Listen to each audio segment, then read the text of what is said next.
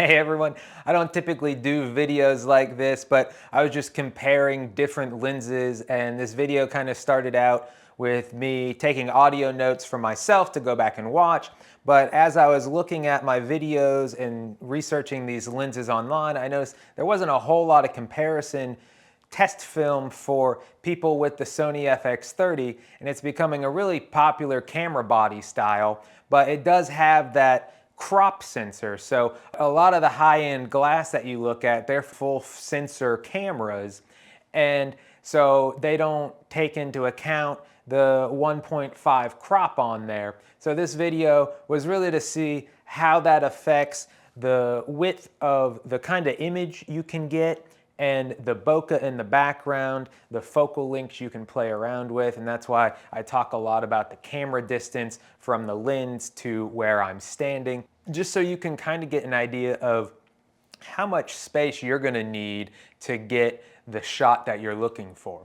So in this video, I look at 4 different lenses. There's the Sigma 2.8 18 to 50 millimeter, and that's the only one that's actually made for a crop sensor, so you get that full 18 to 50 range. The rest of them are a little bit higher end. They're all Sony native lenses, and they're gonna be for a full sensor. So any of the millimeter focal lengths are gonna have a 1.5 crop added to them. So for instance, a 20 millimeter is gonna have about 10 millimeters added to it. So a 20 millimeter is actually gonna be starting out at 30 millimeters. So we start off looking at the prime G Master in 35 millimeter, which would get us to around 50 millimeter, which is what we kind of see in life through our own vision, is around 50 millimeter.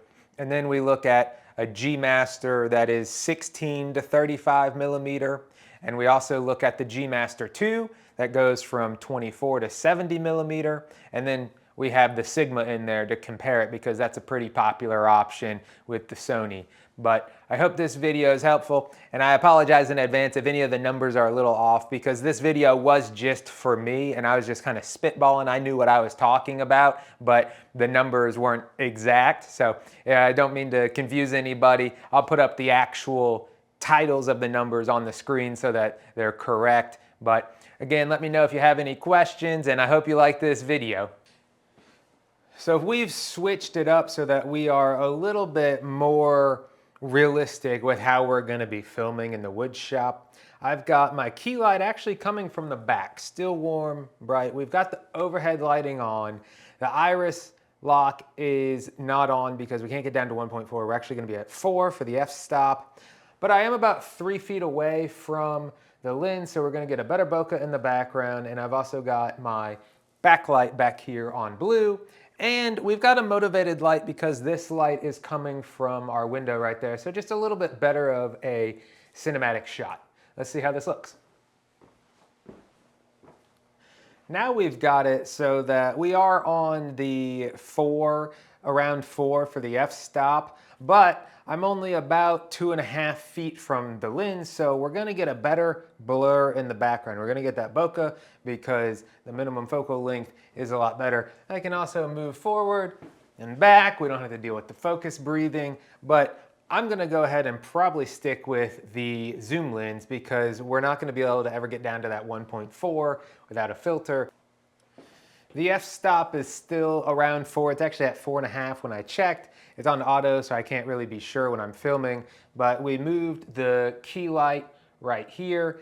Still very warm, trying to just get a nice wraparound on that form, and then our fill light is on a bluish green in the background to kind of give an orange blue cyan type of contrast. So let's see how it looks. We're about 3 feet from the lens, and I can come in and get pretty close, and then we'll see how it looks.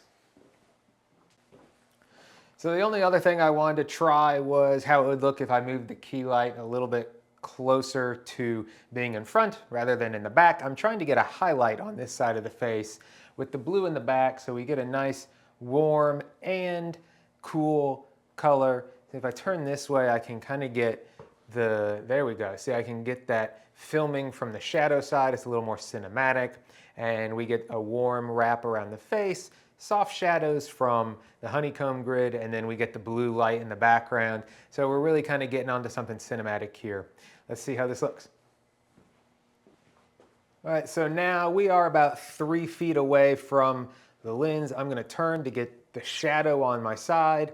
I also want to be a little off center on that rule of thirds right there. Eye is good level.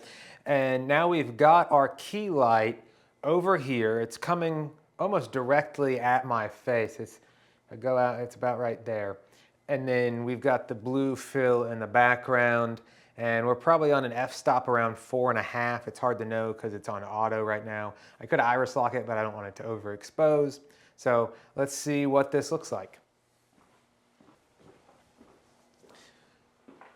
Okay, so now we've worked on the background just a little bit to make it more interesting.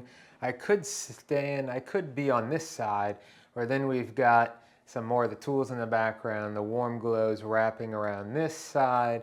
But if I move to this side, you get more of the shadow. Do you get more shadow like this? If I'm filming like this, or do we get it like this? Or would I want to be over on this side?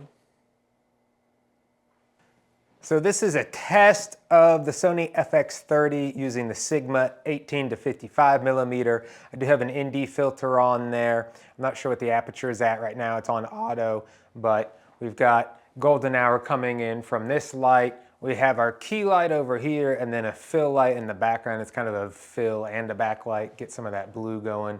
But this is just kind of a test to see how well the auto tracking, the autofocus keeps up with me. So, see if there's any focus breathing. I'm not seeing a whole lot of focus breathing, but that's what the point of this test is. So,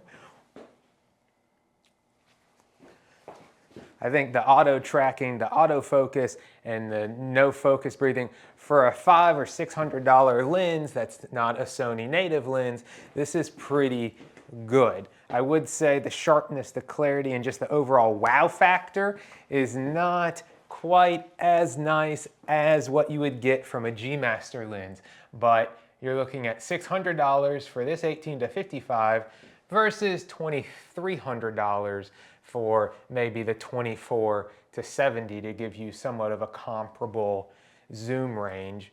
And that G Master is also going to be cropping because you've got a crop sensor on the FX30 and that's a full frame lens. But I would say it's a little more impressive with color, clarity, and sharpness, but the auto tracking, oh, wow. Okay, so I checked. We have the aperture locked at 2.8, ISO's at 200. We are in an underground area. This is a basement. We do have overhead lighting. We've got some motivated lighting back here. If I had a wide enough lens, you could see that there is a window over here. We've got our fill and backlight back here. We've got our key light over here. That's a softbox. It is, let me see if I can figure out what this is. Oh, it's a NAND light, and we got an Angler softbox. It's a 36-inch wide octagon softbox. We've got a diffuser on there as well as a honeycomb grid, giving us that kind of softer highlighting, especially when you get a little bit closer, you can see. But we are at 2.8 for the f-stop. We're at 200 for ISO. We are on 35 millimeter range for the lens. We're using the 18 to 55 Sigma, and I'm just kind of testing out to see what all we're getting here with this setup.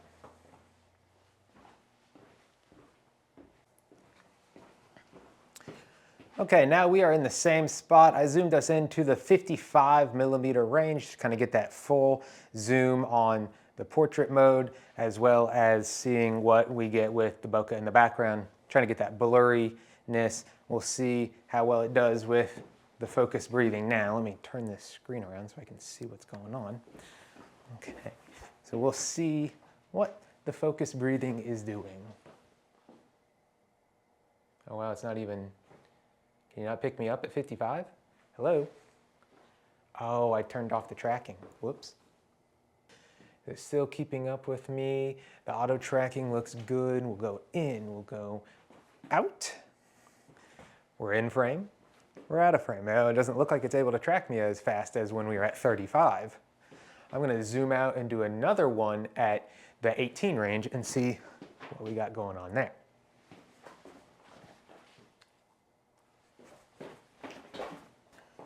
Okay, so now we're at 18 millimeter I'm about 2¼ feet from the lens. You can see what the bokeh in the background's doing. I want to see what we can do with the focus breathing test. I'm all the way back. I'm probably 7 feet from the lens. See if I can go in and out of frame and see what it does with the focusing. Is it better or is it slower at the focus when we're at 18 versus the 55? It looked like when we were zoomed in at 55 that's when it had the most trouble picking me up and tracking. So, do we see any focus breathing on this? This is 16 mil from about 4 feet from the camera. This is 16 mil about 2½ feet from the camera. And this is 16 mil up close right in the lens. This is 24 mil at about 4 feet from the lens. This is 24 mil at about 3 feet from the lens. And this is 24 mil right up close, 1 foot away from the lens. This is 35 mil at about 4 foot from the lens. This is 35 mil at about 3 feet from the lens. And this is 35 mil right up close. I'm about 1 foot away from the lens. So we can take a look and see what the detailing is like, how that bokeh in the background is. To get my head in frame, I'm about 18 inches, maybe 20 inches from the lens right now. Let's see how the focus breathing is. Ooh, there's that crazy eye. Can it keep up with tracking me?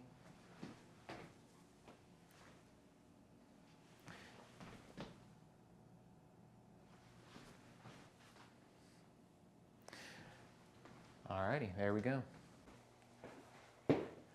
Okay, so this is the Sony f2.8 24 to 70 millimeter in the GM2. And I'm gonna start off at 24 millimeter and work our way up to that 70 millimeter range and see what we can do with the background. We have our lighting set up the same way as the other shots, and we do have an ND filter on this lens. However, it's set at the minimum, so it's probably just adding a little bit of a filter to this image. Now this is 24 millimeter, and we are about 4 feet from the lens. I'm gonna move up and see how it handles the focus breathing. Move back. I'm gonna move out of frame. I'm gonna move back into frame. Move out.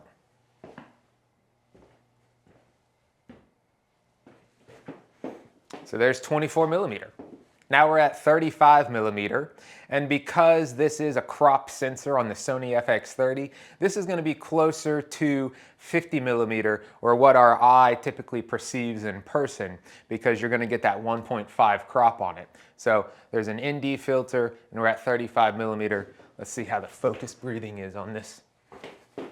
See what we got going on in the background with the bokeh. When I move into frame, move out of frame, come up close, back up. Okay, so now we are at 50 millimeter, and I'm a little bit out of the frame. I'm keeping the camera at the same spot. For this shot, I might move it up a little bit so that I can get a more accurate view. This is actually 6 feet right here with a board. If I put it right up next to you, I am now about 6.5 feet away from the camera. So to get into frame, I got to come back to about 8 feet. Let's see what the focus breathing is like. It's picking me up pretty quick. Definitely seems like it's a little more responsive at the 50 millimeter range than the Sigma was. And again, you can't beat that color and the clarity. So this is 50 millimeter. I think for 70 millimeter, I'm gonna have to move the camera up a little bit just to make sure that I'm in frame. Okay, so now we're at 70 millimeter. I'm about 6 feet from the lens. I tilted it up a little bit, and that's all that's different. I didn't adjust the actual height of the camera. It's just tilted slightly farther up so that it could get my face in frame. So let's see how the focus breathing is at that full zoom range, and then we can compare that to the Sigma.